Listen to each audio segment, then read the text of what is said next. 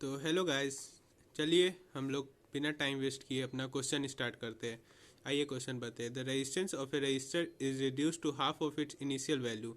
मतलब कोई एक रेजिस्टेंस का जो रजिस्टर है उसका इनिशियल वैल्यू हाफ हुआ है। In doing so if other parameters of the circuit remain unchanged, यानी कि जो अदर पैरामीटर्स है वो वैसे के वैसे ही है, तब हीटिंग इफेक्ट बताना है। 2 टाइम्स होगा, हाफ होगा, 1/4 होगा या 4 टाइम्स होगा। तो आइए मैं अभी ये लिखा हूँ सॉल्यूशन। पहले हम लोग एच हीट का फार्मूला लिखेंगे। तो हीट का फार्मूला I²RT। और हीट का बहुत सारे बच्चे कंफ्यूज होते हैं कि कौन सा फार्मूला हमें लगाना है, तो दूसरा फार्मूला लिख देते हैं, हीट इक्वल टू V²/R/T।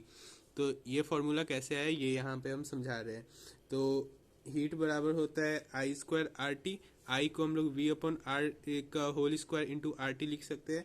फिर V², एक R इंटू आर, फिर इधर R इंटू टी।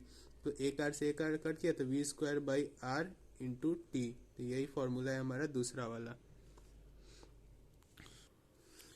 इसको हम लोग H डैश लिख लेते हैं अभी।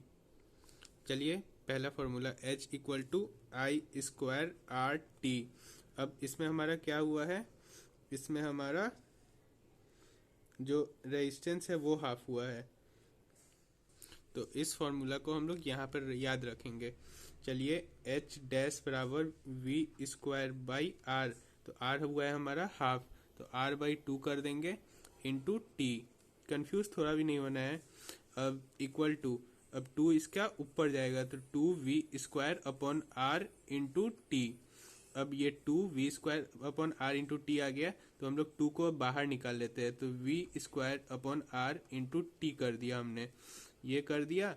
तो अब यहाँ देखो हमने पहला क्या लिखा था, V²/R इंटू टी बराबर H।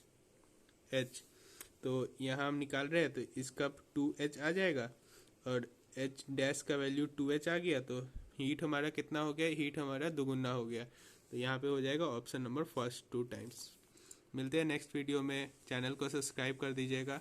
और ये क्वेश्चन आप लोग के इस साल बोर्ड एग्जाम में भी आ सकते हैं, इसलिए अच्छे से ध्यान से करना।